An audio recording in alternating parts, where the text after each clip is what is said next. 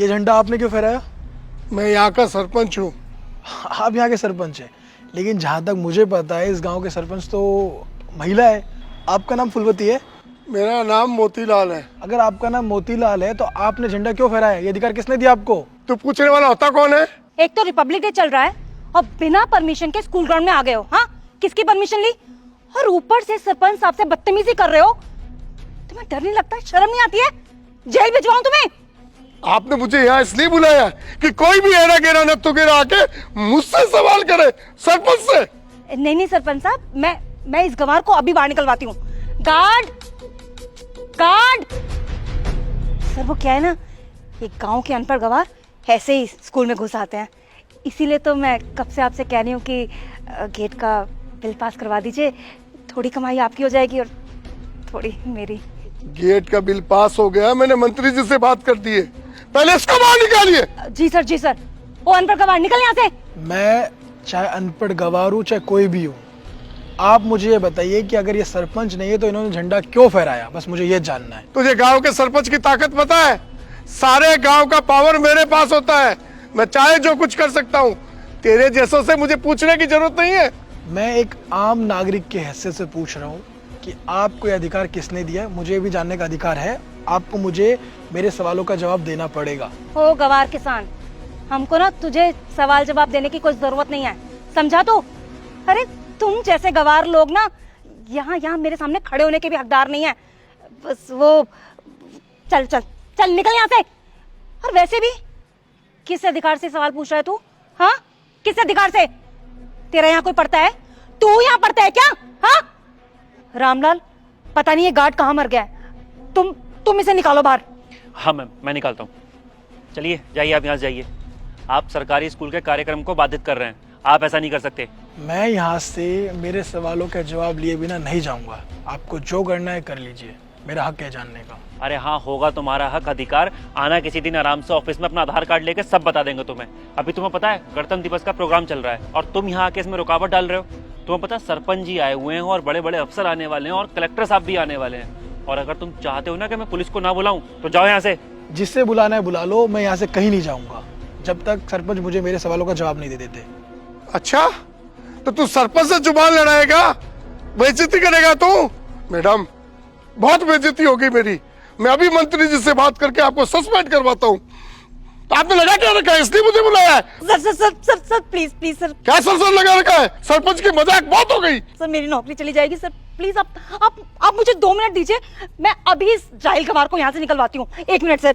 Sir कोई गांव का गंवार है, किसान कहीं का। निकल यहाँ से किसान, निकल। मैम आप गलत समझ रही हैं, ये क्या बोल रही हैं आप? चुप।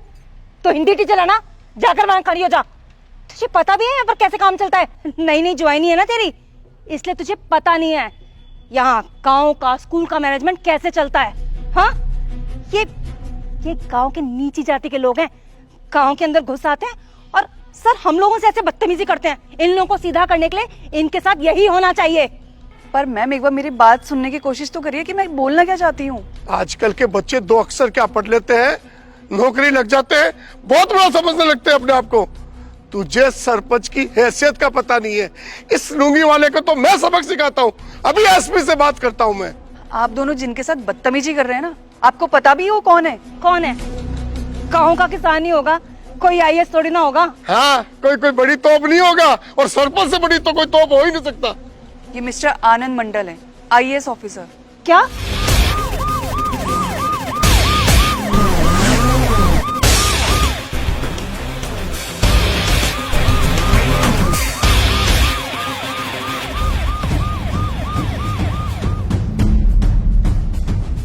ये चप्पल लुंगी पहन के क्यों यहाँ आए हैं? और ये तो 11 बजे आने वाले थे ना, जल्दी क्यों आ गए हैं? सर 11 बजे ही आने वाले थे, लेकिन ये देखना चाहते थे कि यहाँ किस तरीके से काम किया जा रहा है। मेरे पास कॉल आया था और मैं इतनी देर से आप दोनों को यही बताने की कोशिश कर रही थी, लेकिन आप लोगों को तो मेरी बात सुननी नहीं थी। अरे सर, आपने पहले क्यों नहीं बताया? कलेक्टर साहब, सर चलिए ना मेरे साथ गांव में। देखिए आप, मैंने गांव को यहाँ से वहां तक उठा दिया है, रोडें बनाई है मैंने, पानी का विकास कराया। मैं बहुत ईमानदार सरपंच हूँ, मेरे जैसा सरपंच तो किसी गांव में नहीं मिलेगा। सर चलेंगे आप मेरे साथ? सर मुझे तो ईमानदारी का अवार्ड देना चाहिए। बिल्कुल सरपंच जी, आपको ईमानदारी का अवार्ड मिलेगा, बस आप थोड़ी देर सब्र रखिए। लेकिन उससे पहले मुझे किसी से मिलाना है आप लोगों को। मैम, आप इन्हें जानते हैं? हाँ सर, ये तो मेरी धर्मपत्नी है। आपकी धर्मपत्नी? अच्छा एक बात बताइए, आप इस गांव के सरपंच हैं? डरिए मत, बताइए, किसी से डरने की जरूरत नहीं, बोलिए। साहब सरपंच तो मैं ही हूँ, पर सारा काम मेरे पति ही देखते हैं। वो कहते हैं कि मैं अनपढ़ हूँ, मुझे कुछ नहीं आता, तो इसलिए घर पे ही रहते हैं। सर सरपंच तो यही है, लेकिन ये तो महिला है ना, महिला का काम तो झाड़ू पोछा घर का काम करना होता है, ये सब तो पुरुषों का काम होता है। हम पुरुष करेंगे ये सब तो। वो क्या है, मेरे पे 2-4 केस थे, मैं चुनाव लड़ नहीं सकता था, इसलिए मैंने इनको चुनाव लड़ाया। बाकी सरपंच की कमान तो मैं ही संभालूंगा ना। ये महिला कहाँ जाएगी और किससे मीटिंग करेगी, ये तो घूंघट भी अच्छी लगती है सर। अच्छा, तो ये महिला है इसलिए कुछ नहीं कर सकती, इनको घरों का काम करना चाहिए। ये अधिकार किसने दिया आपको ऐसा बोलने का? आपको पता भी आप कौन सी सदी में जी रहे हैं? अगर ये सरपंच है तो आप सरपंच क्यों बने हैं? आपको अधिकार किसने दिया? आप जैसे लोगों की वजह से महिला अपना अधिकार नहीं ले पाती है, वो कुछ कर नहीं पाती, हमेशा उन्हें घरों में रहना पड़ता है। इसी चीज़ को देखते हुए आपको सजा मिलेगी। और हाँ, आप पे 2 केस लगे हुए हैं ना, तीसरा भी लगने वाला है, अब जेल जाएंगे। नहीं सर, मुझे माफ कर दीजिए सर, मुझसे गलती हो गई, आगे से ध्यान रखूंगा। माफ?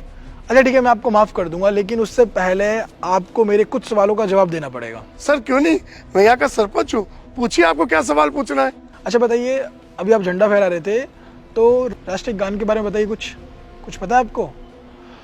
चलो कुछ इजी सा पूछते हैं आपके लिए। सब छोड़िए, ये बताइए भारत में राज्य कितने हैं? नहीं पता। आप ये बताइए कि भारत की राजधानी क्या है? नहीं पता आपको। चलिए एक आसान सा सवाल और, आप पढ़े लिखे कितने ये बताइए। सर मैं पढ़ा लिखा यहाँ तक सर अनपढ़ हूँ। आपको मजाक लगता है? आप जैसे अनपढ़ की वजह से ही हमारा देश पिछड़ता जा रहा है। हर चीज़ को आप लोग हल्के में लेते हैं। अब सरपंच है तो क्या आपने क्या कर लिया? आप अगर पढ़े लिखे होते तो आपको पता चलता है कि रोजगार क्या होती है, लोग कितनी मेहनत करते हैं बच्चे आगे बढ़ने के लिए। और आपने ये भी कहा था कि आपने गांव में बहुत विकास किया है। आप अनपढ़ इसलिए आपको पता नहीं है। मैं इसी रोड से आया हूँ, रोड तो छोड़िए, आने का रास्ता तक नहीं दिख रहा था मुझे। ये विकास किया आपने गाँव में। आप पढ़े लिखे होते तो आप विकास करते, लेकिन आप अनपढ़ है, कर ही क्या सकते हैं? जो वोट देता है वो समझ नहीं पाता है किसको वोट देना चाहिए, किसको वोट नहीं देना चाहिए। हर जगह भ्रष्टाचार बढ़ता जा रहा है। और मैडम, मैंने जो इनसे सवाल पूछा था, आपको उसके बारे में कुछ पता है? कुछ भी पता है? नहीं पता होगा, क्योंकि आप भी घूस दे के टीचर बने होंगे, है ना? और ये मत सोचना कि आप लोग बच जाएंगे। नकली सरपंच बन के आपने जितने भी पैसे खाए लोगों के, उसकी सज़ा आप लोगों को मिलेगी। मेरे पास सारे सबूत हैं। मैं जल्दी यहाँ इसलिए आया था ताकि आप लोगों को रंगे हाथ पकड़ सकूँ या देख सकूँ कि आखिर यहाँ चल क्या रहा है। जब तक हम आवाज़ नहीं उठाएंगे तब तक आप लोग बदल नहीं सकते। और आप लोग बदलेंगे कैसे? जब तक आपको सज़ा नहीं मिल जाती। और जेल तो आप लोग जाएंगे। नहीं सर, जेल मुझे मत भेजिए, मुझे जेल से बहुत डर लगता है सर। सर मेरी तो छोटी सी गलती है सर, मेरे को जेल में मत डालिए सर। आप यहाँ के टीचर हैं, इन बच्चों को आप क्या सिखाते हैं? जाति बिरादरी के बारे में, इसकी जाति अच्छी नहीं है, उसकी जाति अच्छी है, उसके साथ बैठो, इसके साथ मत बैठो। टीचर को ये शोभा देता है? बिल्कुल शोभा नहीं देता है। आपको अच्छी शिक्षा देनी चाहिए, लेकिन आप लोग अच्छी शिक्षा देंगे कैसे? आप तो अनपढ़ है और आप घूस देके टीचर लगे, तो अच्छी शिक्षा कैसे मिलेगी बच्चों को? नहीं मिल सकती। इसी वजह से हमारा देश पिछड़ता जा रहा है। आज हमारे देश को बहुत आगे होना चाहिए था, लेकिन बहुत पिछड़ा है। क्यों? आप जैसे कुछ करप्ट टीचर्स की वजह से। बहुत से अच्छे टीचर्स भी, बहुत से अच्छे सरपंच भी है, लेकिन उनको मौका नहीं मिलता अच्छे काम करने का, क्योंकि आप जैसे लोग उनका हक खा जाते हैं। लेकिन अब ये और बर्दाश्त नहीं होगा। जब तक आपको सजा नहीं मिलेगी, आप लोग सालों तक जेल में नहीं रहेंगे, तब तक ये सिस्टम सुधर नहीं सकता। देर लगेगा, लेकिन ये सिस्टम सुधरेगा। चलिए जाइए। लो, पुलिस भी आ गई आपको लेने के लिए। और आप लोगों को फेमस होने का बड़ा शौक है ना, और आप लोगों के इंटरव्यू के लिए मीडिया आ चुकी है। जल्दी से इंटरव्यू दे दीजिए कि आप लोगों ने क्या क्या किया है। लाखों करोड़ों रुपए आप लोगों ने खाए ना, जल्दी से भर देना, वरना तो कोई नहीं बचा सकता आप लोगों को। चलिए जाइए, करप्शन में पूरी तरीके से डूब चुके हैं आप लोग। चलिए जाइए। सर माफ कर दीजिए सर, प्लीज। सर मेरी कोई गलती नहीं सर, मुझे माफ कर दीजिए सर। हाँ सर, हमको माफ कर दो, गलती होगी, अब नहीं होगी। चाहिए, गेट आउट। जाइए, चुपचाप वहां बैठिए। बच्चों, आप अभी स्टूडेंट है, पढ़ाई करते हैं, लेकिन अब फ्यूचर में आप लोग भी नौकरी करेंगे, तो आप हमेशा एक बात ध्यान रखना, कभी भी किसी भी करप्ट लोगों का साथ मत देना। हमेशा ईमानदार रहना। अगर आप लोग ईमानदार रहेंगे तभी हमारा देश आगे बढ़ पाएगा। समझे? तो इसलिए ईमानदार रहिए, मन लगा के पढ़ाई कीजिए। जय हिंद। भ्रष्टाचार क्यों बढ़ता जा रहा है? क्योंकि हम इसके खिलाफ आवाज़ ही नहीं उठाना चाहते, इसलिए हर एक व्यक्ति भ्रष्ट होता जा रहा है। तो प्लीज़ भ्रष्टाचार के खिलाफ आवाज़ उठाइए, क्योंकि आपके और सबके आवाज़ उठाने से भ्रष्टाचार ख़त्म हो सकता है। आज नहीं तो कल मुझे पूरा विश्वास है कि भ्रष्टाचार ख़त्म होगा, हमारा भारत बहुत आगे जाएगा, बिल्कुल भ्रष्टाचार मुक्त रहेगा। तो प्लीज़ साथ दीजिए और आवाज़ उठाइए, और इस वीडियो को सभी फ्रेंड के साथ, फैमिली का शेयर कीजिए, क्योंकि इसमें जो मैसेज है बहुत ही इंपॉर्टेंट है। जल्दी से इस वीडियो को सभी का शेयर कीजिए और हमारे यूट्यूब चैनल को सब्सक्राइब कीजिए, हमारे फेसबुक फॉलो कीजिए। हमेशा से मुस्कुराते रहिए, खुश रहिए। Thank you.